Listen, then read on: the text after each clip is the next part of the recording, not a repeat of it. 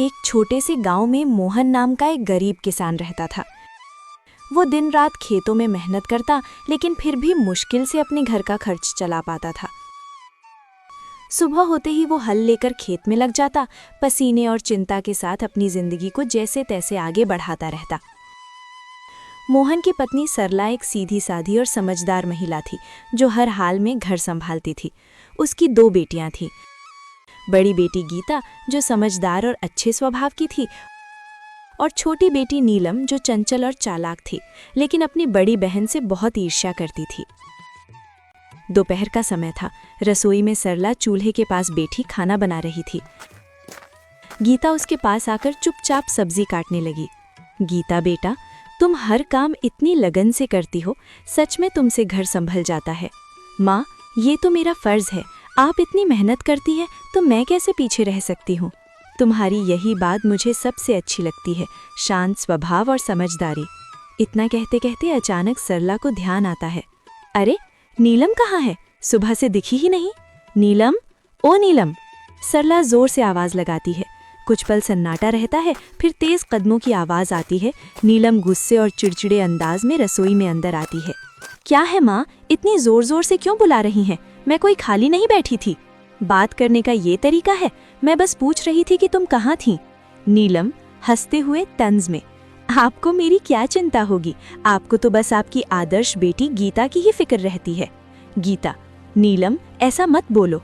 नीलम गुस्से में बीच में काटते हुए, आप चुप ही रहो दीदी, हर वक्त अच्छी बनने का नाटक मत किया करो। सबके सामने सीधी साधी बनती हो और सारी तारीफें भी तुम ही ले जाती हो।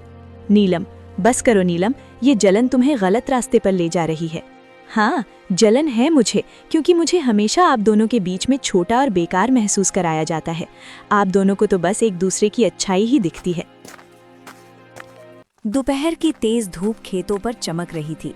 मोहन अपने खेत में हल चला रहा था। उसके कपड़े पसीने से भीग चुके थे, लेकिन वो बिना रुके काम करता जा रहा था। चारों तरफ सन्नाटा था, बस बैलों की धीमी चाल और हल्की मिट्टी चीरने की आवाज सुनाई दे रही थी। थोड़ी देर बाद मोहन रुका, अपने माथे का पसीना पोंछा और आसमान की ओर देखने लगा। हे भगवान, इस बार तो दया कर देना। हर साल की तरह इस बार भी अगर फसल खराब हो गई ना, तो घर चलाना मुश्किल हो जाएगा। बच्चों की जिम्मेदारी है, घर का खर्च है, कब तक यूं ही जैसे तैसे चलता रहेगा। वो गहरी सांस लेकर फिर आसमान की ओर देखता है। बस भगवान, इस बार कोई मुसीबत मत आने देना। बारिश समय पर हो जाए, फसल अच्छी हो जाए, ताकि मेरे बच्चों को थोड़ा अच्छा जीवन दे सकूं। इतना कहकर वो फिर से काम करने लगता है। तभी दूर से कोई आवाज लगाता है।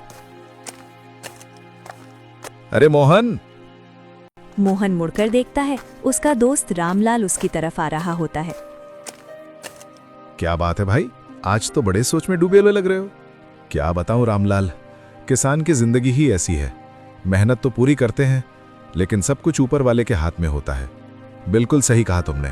इस बार तो मौसम भी कुछ ठीक नहीं लग रहा, कभी ज्यादा धूप, कभी अचानक बादल। हाँ, बस यही डर लगा रहता है। अगर समय पर बारिश नहीं हुई तो सारी मेहनत बेकार चली जाएगी। लेकिन मेहनत करने वालों का साथ भगवान जरूर देता है। देखना, इस बार सब अच्छा होगा।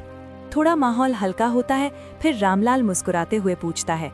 अच्छा छोड़ो ये सब, बताओ घर पे सब कैसे हैं? भाभी जी और तुम्हारी दोनों बेटियां कैसी हैं? सब ठीक हैं। सरला तो हमेशा की तरह घर संभाल रही है, और मेरी बड़ी बेटी गीता, वो तो बहुत समझदार हो गई है। घर के हर काम में हाथ बटाती है, कभी शिकायत नहीं करती।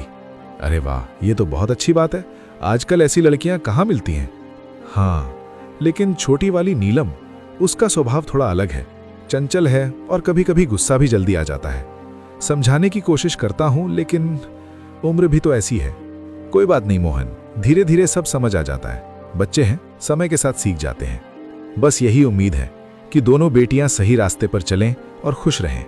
बाकी भगवान की मर्जी। दोनों कुछ पल के लिए खेत की तरफ देखते हैं, फसल, मिट्टी और अपने संघर्ष भरे जीवन को। चलो भाई, हिम्मत मत हारना, सब ठीक होगा। हाँ, उम्मीद तो उसी से है।